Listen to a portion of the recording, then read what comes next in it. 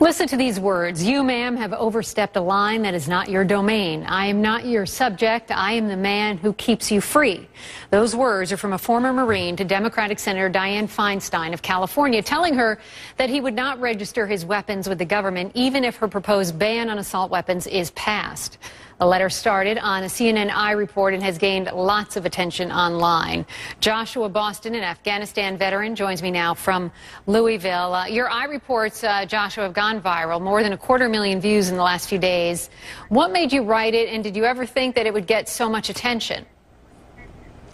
I didn't expect it to get as much attention as it did, but these things happen. I wrote it because I kept seeing in the news this debate about gun control, and all the points being brought up by Senator Feinstein, a lot of it's misinformation, and it seems to be, it's fear-mongering that she's spreading, and it's being perpetrated by the media as well. There's just not a whole lot of double-checking and not a lot of facts coming out in this discussion.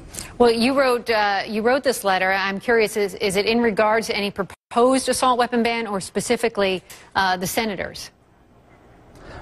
Specifically the one she posted up on her webpage a few days ago. She says she intends to bring it in as soon as possible in this next congressional session. So what will you do if an assault weapon ban is passed?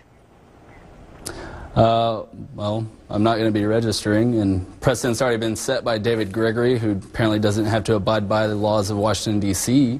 So why should I have to abide by a federal weapons ban? We don't know that. There was some miscommunication there, apparently, but what will you do then? You won't register, and what do you think might happen to you? Well, I mean, whatever happens, happens, but I have a right granted to me by the Second Amendment in our Bill of Rights, and it says shall not be infringed.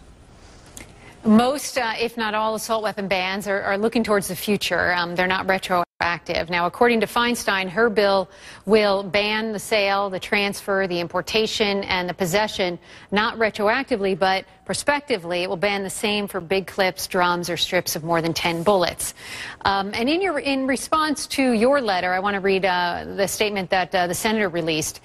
She writes, Senator Feinstein respects Corporal Boston's service. She has heard from thousands of people, including many gun owners, who support her plan to stop the sale, transfer, importation, and manufacturing of assault weapons and large capacity magazines, strips, and drums that hold more than 10 rounds. As Senator Feinstein has said, the legislation will be carefully focused to protect the rights of existing gun owners by exempting hundreds of weapons used for hunting and sporting purposes. That was from her office. What do you make of that?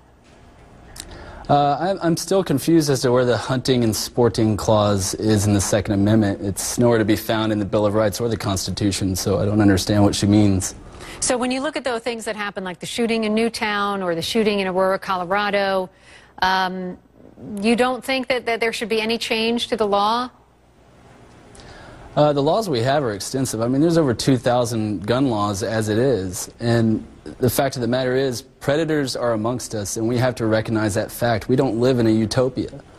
Our citizens have to be armed to protect themselves from these madmen. So what is the solution then? I mean, is that the solution to stop these tragedies, is for everyone to be armed? How do you stop this from happening again?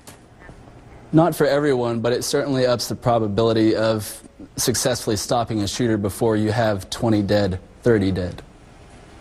Joshua Boston. People will choose whether or not. Go on. People will choose whether or not to carry if they want to.